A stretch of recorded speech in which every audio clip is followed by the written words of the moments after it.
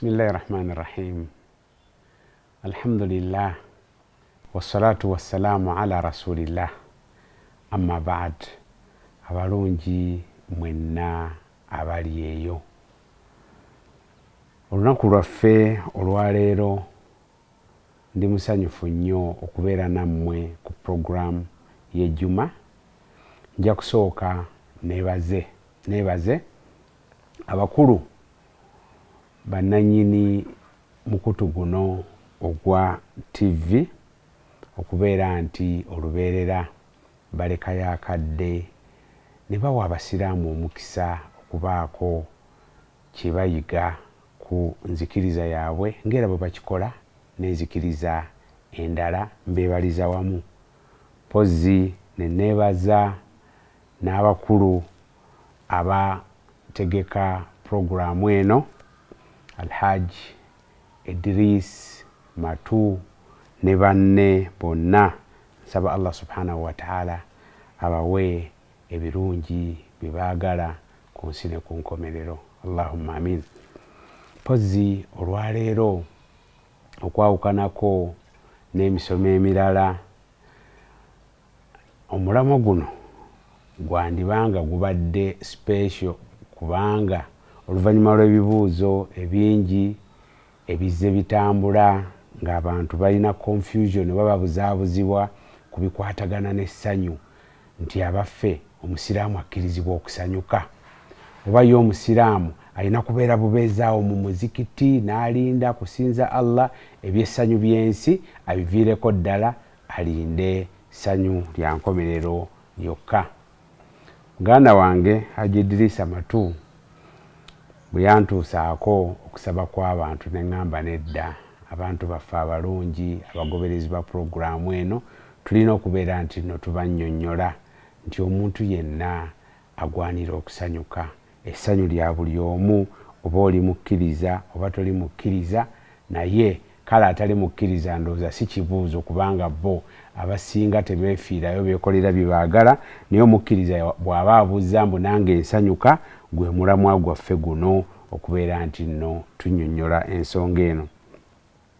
Allah subhanahu wa ta'ala mu bwenkanya bwe, mu shariya gye yatusindikira ng'eyakkira mu Qur'ani, eyakkira ku mukama waffe Nabbi Muhammad sallallahu alaihi wasallam, kwe tugatta enjigiriza za mukama waffe Nabbi sallallahu alaihi wasallam mu sunna, mu bigambo n'ebikolwa, mulimu obunnyonnyofu obulaga ku byonna ebikwatagana n'embeera z'omuntu omwana Adamu, era mubaamu okunnyonnyola buli nsonga ekwatako noga kino bakikola batya, eddiini ojja gisangayo ng'ekulinze okukunnyonnyola, naye ate buli kimu bakiteekako obukwakkulizo bw'oba tosaana kusukka okubeera nti nno eddiini togizannyiramu.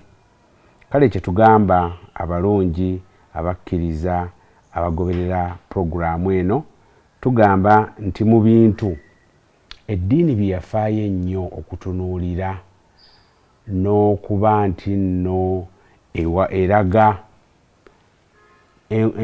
gamba ensalosalo mu kubinnyonnyola kwe kusanyuka, okusanyuka kw'omuntu olw'okubeera nti kitendo kya buntu, era omuntu tasobola kubeera nti abeerawo nga tasanyukako. Essanyu tolina wolyewalira n'ogamba nti nze ndi awo ndi ku ddiini yokka tekiriiyo.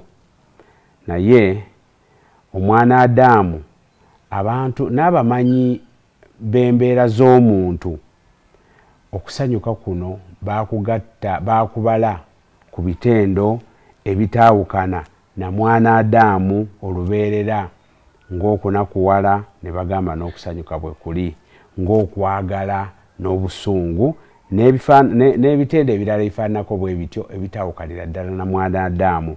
Kale kiraga nti okusanyuka kimu ku bintu eby'obuntu, era nga okuwabula kuba kukulu omuntu n'ategeera alina kubeera nti nno asanyuka atya.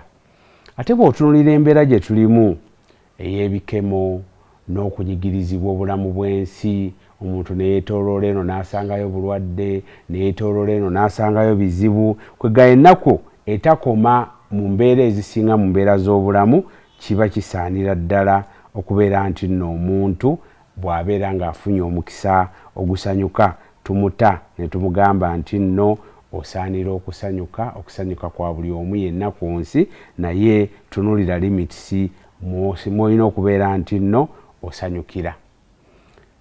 Okusanyuka bantu bangi ate tebakufunamu oba tebafuna kusanyuka kutuufu, kubeera nti nno bafuna essanyu ery'olubeerera babeere nga bawona ebizibu by'ensi n'okusanyuka kwabwe kubeere nga kubagasa ku nsi ne ku nkomerero. Kyova olaba Qur'ani yavaayo nejja n'ennyonnyola okusanyuka okutuufu, n'enjigiriza za Mukama waffe Nabbi Muhammad sallallahu alaihi wasallama ne zikola omulimu gwe gumu. Kakati omusomo gwaffe ogw'olwaleero tugenda kwogera ku nnyingo nnya. Ennyingo esooka kusanyuka ki okukkirizibwa mu ddiini. Ennyingo ey'okubiri kusanyuka ki okuvumirirwa mu ddiini. Ennyingo ey'okusatu kusanyuka ki okukkirizibwa naye nga si kwa ddiini naye ng'omuntu waddemu okubeera nti asanyuka. Pozi n'ennyingo ey'okuna kwe kusanyuka kwa Katonda waffe ddala naye asanyuka era ddirwa asanyuka. Kakati ennyingo yaffe esooka ey'okusanyuka okulungi oba okw'omu ddiini okukkirizibwa kwe kusanyuka kubeera mu bintu bibiri.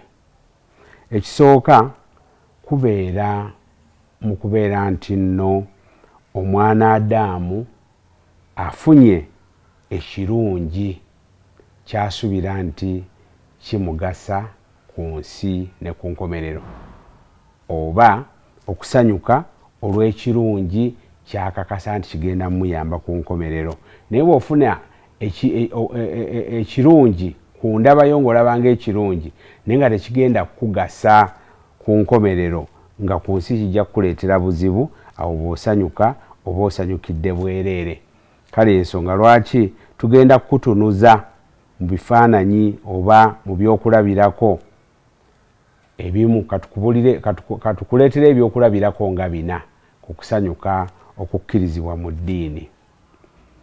Ekisooka kwe kusanyuka olw'ekyengera ky'obuluŋŋamu. Allah subhanahu wa ta'ala okubeera nti nno yakulonda mu bangi n'akuwa obuluŋŋamu, ate nga bangi bambi abaabula naye ng'ate nabo balina amagezi nga g'olina, naye ggwe n'akulondayo n'akuwa ekitendo eky'obuluŋŋamu. Kati Allah subhanahu wa ta'ala okubeera nti nno yakuwonya obubuze n'abeera nti nno akuwa ekyengera ky'obuluŋŋamu okyeyagaliramu ku nsi ng'ate olina essuubi okusanyuka ku nkomerero, ekyo kyengera kinene kisaana okusanyukira, era gwe muteeko oguli mu aya ya Allah subhanahu wa ta'ala eya 58 mu suratu Yunus. Allah bwe yagamba nti qul bifadlillahi wa birahmatihi fabidhalika falyafrahu huwa khairu mimma yajma'un. Abu Sa'id al-Khidri bwe yali annyonnyola hadithi aya eyo ne Ibn Abbas, Abdullah ibn Abbas bagamba fadlullahi al-Qur'an wa rahmatuhu al-Islam. Allah bwe bagamba nti obulungi bwa Katonda kitegeeza Qur'ani, ate okusaasira kwe kitegeeza obusiraamu, nga bavunula aya eyo Allah we yagamba nti bagambe nti ku lw'obulungi bwa Allah subhanahu wa ta'ala nga nayo ye Qur'ani n'okusaasira kwe okubeera nti nno yabawa obusiraamu, fabidhalika falyafrahu, ekyo omuntu okubeera nga Allah akikuwadde osaanira okubeera nti nno osanyuka, huwa khairu mimma yajma'un, ekyo kirungi okusinga ebirala byonna by'oyinza okukuŋŋaanya ku nsi ng'olowooza nti bigenda kugasa naye nga tebijja kugasa. Era mu muteeko ogwo gwennyini Abubakari Siddiqi yasanyuka. Omwo mwe muli okubeera nti nno omwana Adamu Abubakari Siddiqi yasanyuka nnyo Mukama waffe Nabbi sallallahu alaihi wasallama bwe yali asenguka okuva e Makka okugenda e Madiina. Ki ekyamusanyusa? Kyamusanyusa Nabbi sallallahu alaihi wasallama omukkiriza okumuwerekera mu kusenguka kwe ng'ava e Makka agenda e Madiina, era nabbi bwe yamukkiriza yasanyuka n'amaziga ne gamutulukuka n'akaaba olw'essanyu. Nabbi sallallahu alaihi wasallama Abubakari amubuuza n'agamba nti nno onanzikiriza okubeera nti nno ntambula naawe okusenguka okuva e Makka okugenda e Madiina?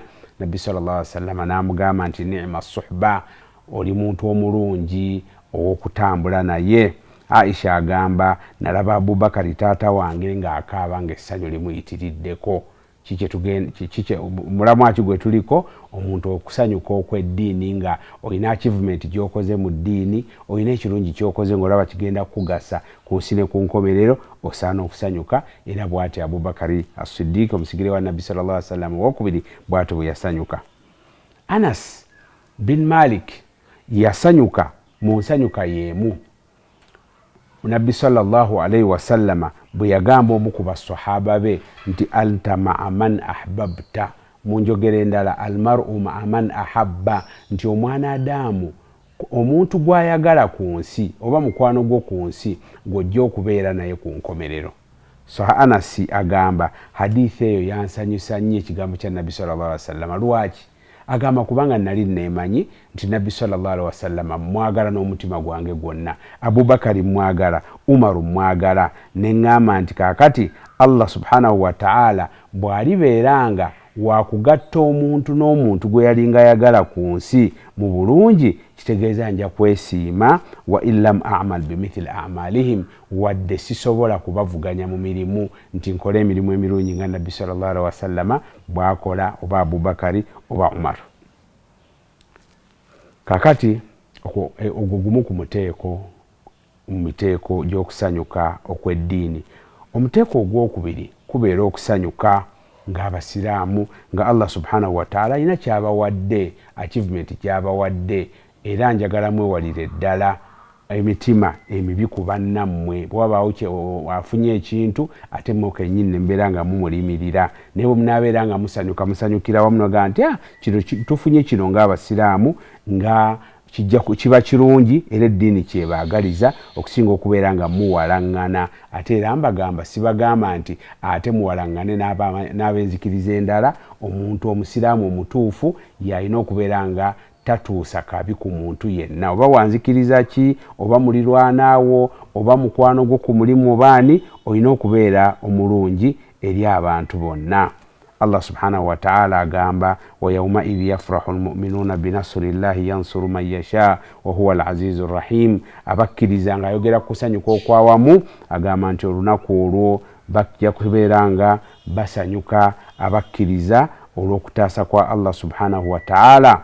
Allah okutaasa kwe abeera nga akutuusa kwoyo gw'aba yagadde. Mukama waffe Nabbi sallallahu alaihi wasallama mu kifaananyi kibawa wano nti yasanyuka nnyo taata we omuto Jaafar bin Abi Talib bwe yagenda, yali ku gurupu tiimu yagenda e Habasha, ne tiimu yagenda e Habasha bwekomawo Nabbi sallallahu alaihi wasallama asanyuka. Bamubuuza osanyukidde ki? N'agamba simanyi, nsanyukidde anko wange kudda oba omulimu gwakoze ogw'okubeera nti oba omulimu omulungi ogw'okuggulawo Khaybara. Kale okusanyuka okwo nakwo okukkirizibwa. Okusanyuka ekifaananyi ekirala era ekyokusanyuka okutuufu kwe kubeera nti omuntu asanyuka ng'afunye emikisa egikola egisinza Allah subhanahu wa ta'ala, ng'okusanyuka ng'omwezi gwa Ramadani guzze n'osanyuka n'ogusiiba n'osituka n'ekiro, so si kwevuma noga nti ate ekisiibo kikomyewo n'ogula ne alusaazi ng'ate toli mulwadde. Omulala n'asanyuka ng'agenze e Makka oba okufuna omukisa gwonna ogukola emirimu emirungi. Okusanyuka okukola emirimu emirungi n'okunakuwala ng'omuntu agudde mu nsobi mu butanwa n'agamba nti Allah ndabika munyiizizza, kamu ku bubonero obulaga obukkiriza. Umar ibn al-Khattab kyava agamba nti man sarratahu hasanatuhu wa sa'atuhu sayyi'atuhu fadhalika almu'min. Bw'olabanga omuntu nga bw'akola ekirungi asanyuka ate bw'akola ekibi anakuwala, omanyanga nti omuntu oyo mukkiriza. Kale tutanire okubeera nti no tukola ebirungi ate tubisanyukire, ebibi etubanga tubiguddemu mu butanwa tubeere nga tubyewalira ddala era twejjuse. Omuteeko ogwokuna mu kusanyuka okwo okukkirizibwa kwe kubeera nti nno mulimu ate kino kyewuunyisa oyinza n'obutakikkiriza nti omukkiriza asobola okusanyuka ng'afunye ekizibu kasita kibeera nga kimukuumidde mu ddiini ne kitamujja mu ddiini. Nabbi sallallahu alaihi wasallam kyava agamba nti kubanga olwamanya nti ali mu bakkiriza Katonda agezesa abaddu be. Bw'obeera omukkiriza tekitegeeza nti alina kuwa birungi byereere, wabula asobola okukugezesa ng'oli mukkiriza n'akuwa ebibi nga bw'abiwa abalala, alabe obukkiriza bwo gye bunaakoma. Abaffe onaabeera mukkiriza oba onaabeera mwabo abajja okubeera nti nno beevuma nti ate nze nfunye kino era nze nfunye ekizibu kino. Nabbi sallallahu alaihi wasallam kyava agamba nti ashaddu nnasi balaan al anbiya thumma al amthalu fal amthal, abantu abasinga ebizibu ku nsi be bannabbi, oluvannyuma abo ababaddirira mu bukkiriza n'obulongoofu. Omuteeko ogwokubiri gwe muteeko oguvumirirwa. Omuteeko ogwokubiri mu ssanyu gwe muteeko oguvumirirwa. Omuteeko ogwo kitegeeza omuntu okusanyuka naye nga kyasanyukira akimanyi kinyiiza Allah subhanahu wa ta'ala, oba kimukosa ye nga ye ku nsi ne ku nkomerero, oba kikosa abalala. Buli wokola ebintu ebifaananako bwe bityo gwe n'osanyuka oba ogudde mu muteeko ogw'okusanyuka okukyamu Allah subhanahu wa ta'ala kwatakkiriza. Era nako kuliko ebyokulabirako bingi, tujja kuleetako nga bisatu olw'obufunda bw'obudde. Ekyokulabirako ekisooka be bantu, ye muntu okusanyuka olw'okufuna ssente mu bungi. Ayinza okufuna ssente naye ng'amakubo gazifunyemu mabi: kutta bantu, kunyaga bantu, kubba bantu, kunyigiriza balala. Bw'obeera nga ebyo bye bikuleetedde essanyu, okusanyuka okwo kukyamu era ofaananira ddala omusajja omubi Katonda gwe yakubirako ekifaananyi ekikyamu mu Qur'ani mu suratul Qasas. Karuna, omusajja oyo Allah yamuwa obugagga, agamba nti inna Karuna kana min qaumi Musa, yali mu bantu ba mulembe gwa Nabbi Musa. Fabaga alaihim, ne yefuula mawale. Wa atainahu min alkunuzi, ng'ate twamuwa ebyobugagga amawanika amayitirivu. Agamba ma inna mafatihahu latanuu bil usbati ulil quwwa, okumanya yali mugagga ng'ebisumuluzo bye bikwatibwa abavubuka abasinga amaanyi mu kibuga. Abavunuzi bagamba bavuka 10 abasinga amaanyi mu kibuga be balinga basobola okusitula ebisumuluzo ebyo ebyamawanika ge. Agamba naye bamugamba idh qala lahu qaumuhu la tafrah inna allaha la yuhibbu alfarihin. Abantu be ne bamugambako nti tosanyuka. Okusanyuka okwo okw'okusanyukira ebibi, emmali gy'ogijje tofaayo, osse, obbye, okoze eki. Ne bamugamba ekyo tekyandikusanyusizza. Allah abantu abasanyuka mu bukyamu tabaagala, naye emmaali ye yamuyinula era n'atafaayo. Agamba nti innama utitu ala ilmin indi, bwatu bwe yabaddamu nti n'emmaali mulaba njirina, si Katonda ye yagimpa, nagifuna lwa kukola nnyo, nagifuna lwa kumanya kwange. Allah bwatyo yamumalawo. Enkomerero ye Allah subhanahu wa ta'ala ajogerako n'agamba nti fakhasafna bihi wa bidarihi al-ard, twamumiza ettaka n'ennyumba ye n'ebyobugagga bwe byonna. Allah omulaga nti talina kyamwetaagako paka kati akka mu ttaka. Kale okusanyuka kuba kukyamu bw'obeera ng'osanyukira emmaali gy'onyaze oba gy'obbye oba ng'ogigiriza abalala. Omuteeko ekifaananyi ekyokubiri ky'ekyomusajja eyalina ennimiro 2, ng'omusajja mugagga naye n'agaana okukkiriza nti bivudde eri Katonda, n'alaga nti yabifunye lw'amagezi ge. Allah subhanahu wa ta'ala gwayogerako mu suratul Kahfi aya 35-36 agamba nti ma adhunnu an tabida hadhihi abada, buno obugagga bwange, ennimiro zange zino nsisuubira mbu zisobola n'okubeera nti nno ziggwawo. Wama adhunnu saata qaima, n'enkomerero sirowooza nti gyeri. Allah subhanahu wa ta'ala n'amusaanyaawo n'emmaali ye n'abeera mu kwejjusa okw'olubeerera olw'ebyo bye yakola.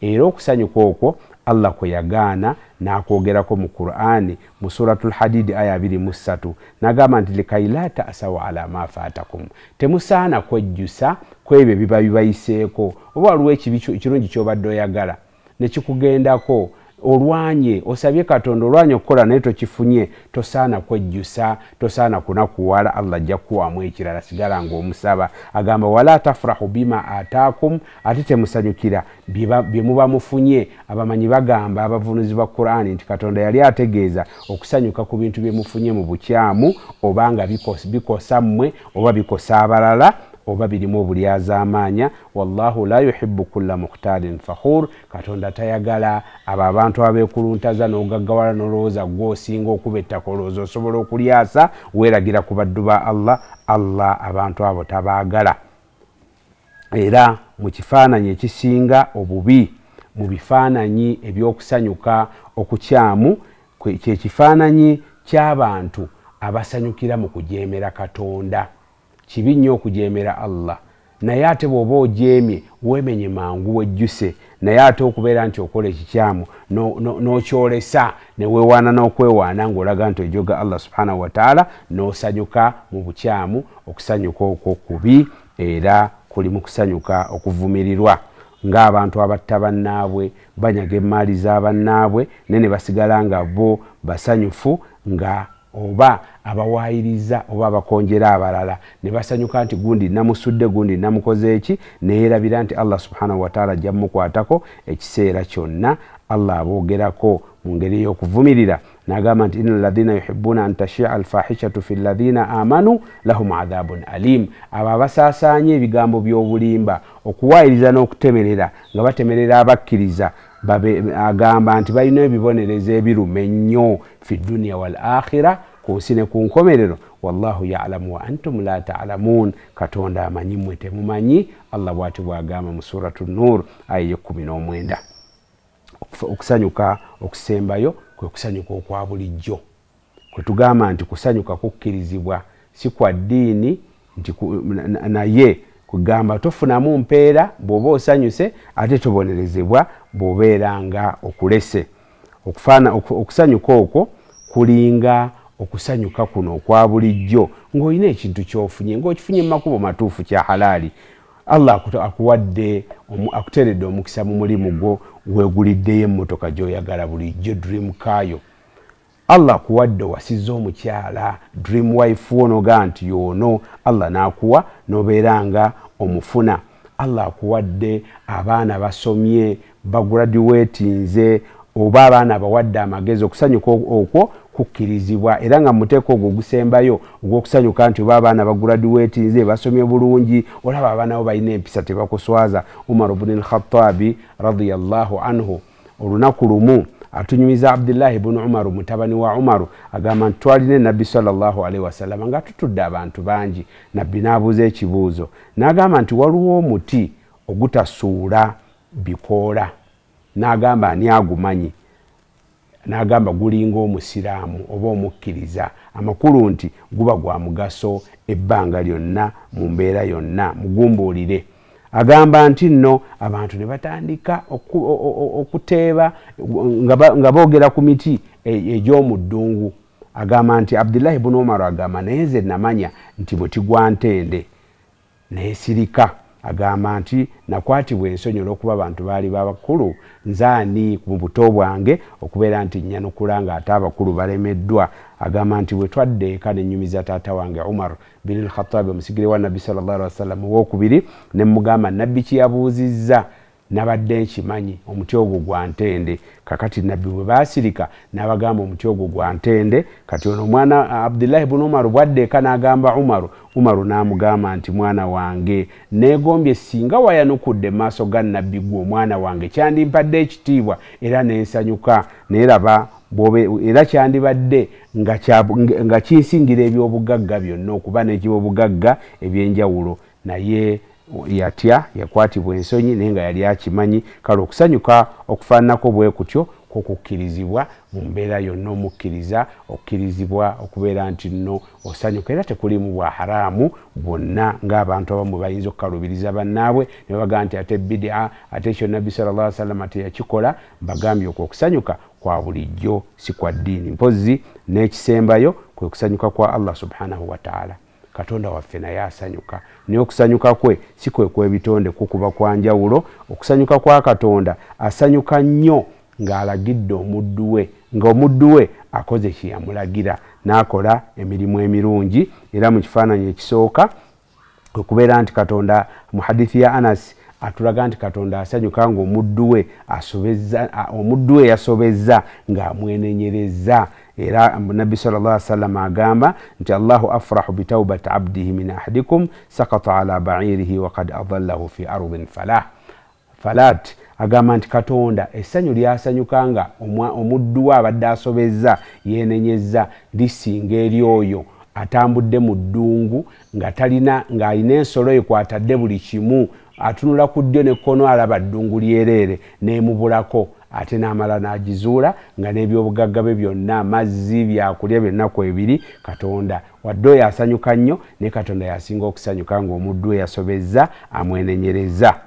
Era Allah subhanahu wa ta'ala asanyuka ng'omuddu we alese ebyokwagalwa kw'omutima ku lwa Allah subhanahu wa ta'ala n'aleka byayagala ku lwa Katonda. Noga Katonda amulagidde kola kino wadde kirimu obulumi, zukka ku makya osaale subuhi n'azuukuka, wadde otulo tumuluma amazzi gannyogoga, n'omugaa saddaaka n'asaddaaka mu bulumi wadde maali naye agyagala, n'omugamba nti omukazi wuuyo omulungi n'amuleka kubanga si wuwe wa haraamu, n'agamba nedda nja kusanyuka ne Allah bye yanzikiriza. Mu hadithi egiwa ku Abu Darda atunyumiza n'agamba nti nno abantu basatu Katonda abaagala nnyo, okumanya abaagala abasekera n'okubasekera n'abamwenyeza, era bajja kuba bulungi ku lunaku lw'enkomerero. Asooka n'agamba nti ye muntu eyeewaayo ku lwa Katonda, talina kyatasobola kukola ku lwa Katonda, era yeerekereza ebirala byonna kassa agamba nti Allah byawukana ne Allah byayagala. Owokubiri agamba nti ye musajja alina omukyala omulungi, omukyala alabika obulungi, ayina n'obuliri obulungi obugonda, naye asituka ekiro n'aleka obuliri bwe n'aleka mukyala we n'asituka n'asaala ekiro matumbi budde n'alajanira Katonda. Katonda agamba walau shaa larakada, nga ate singa abadde ayagadde yandyebase. So sooli adduka mu kitanda ng'atya mukyala, bayombye emisana lyonna, atuuka eri atunula eri n'omukyala atunula eri, oyo si gwe twogerako. Gaali mu mbeera enzibu nga yandibadde asolana mu ddiiro atyayo mu kisenge, naye Katonda wanaakulaga omuntu ng'embeera yonna ya mirembe ne n'agireka ku lwa Katonda, n'ovaayo n'osituka matumbi budde, obuliri obulungi n'obuleka, omukyala wo n'omuleka n'odda ebbali n'osala ku lwa Allah subhanahu wa ta'ala. N'asembayo agamba nti ye muntu ali mu safaari, atambudde safaari empanvu, ne banne ne bakoowa, naye n'asituka ekiro mu matumbi budde n'asala ku lwa Allah subhanahu wa ta'ala. Nsaba Allah subhanahu wa ta'ala atuteeke mu baddu be baayagala, baasanyukira era bajja okusekera ku lunaku lw'enkomerero, abamwenyere. Bamwenyera ku nsi wadde tuyinza obutalaba, naye okumwenya kwe gye tuli n'okubeera nti atusanyukira kubeere nga kulabika ku byengera bye ebirungi byatuteekako, byatuwa ku nsi, n'okubeera nti no atuwonya obubenje bw'ensi, ebizibu by'ensi byonna. Nziramu okubajjukiza nti tuwogedde ku kusanyuka, ne tukutemamu emiteeko esatu. Ne tugamba omuteeko ogusooka kwe kusanyuka okulungi okw'eddiini, okkirizibwa okusanyuka era ofunamu empeera. Ne tugamba omuteeko ogwokubiri kwe kusanyuka okuvumirirwa buliwo okukola n'osanyuka n'okola ekikyamu ate n'osanyuka ofuna omusango. Ne tugamba okusanyuka okwokusatu kwe kwa bulijjo, tokufunamu mpeera ate ne bw'okuleka tofuna musango, ng'okusanyuka kuno okw'embeera eya bulijjo. Ate ekisembyeyo ne tulaga okusanyuka kwa Allah subhanahu wa ta'ala, nga Allah atusanyukira nga tukoze ebirungi, nga tukoze byayagala byeyatulagira okukola, ne twewala Allah subhanahu wa ta'ala byeyatugaana okubeera nti nno tukola. Kugamba nti omukkiriza tosaana kuwewangaaliza mu kunyigirizibwa, okkirizibwa okusanyuka kasita okusanyuka kubeeranga kutuufu. Nabbi sallallahu alaihi wasallam yatugamba nti olina obuvunaanyizibwa Katonda butuukirize, weeyinako obuvunaanyizibwa butuukirize, mwe mulina okusanyusa omwoyo gwo n'abantu bwe bakulinako obuvunaanyizibwa, beera nga obasanyusa. Tekikugaana okuba omukkiriza nti kutwalako mukyala wo awutu, abaana bo awutu, babeere mu bulamu obulungi ebbanga lye bamala nga ate tebasusse limitisi za ddiini. Hadha wa sallallahu ala sayyidina Muhammad wa ala alihi wa sahbihi wa sallim walhamdulillahi rabbil alamin. you.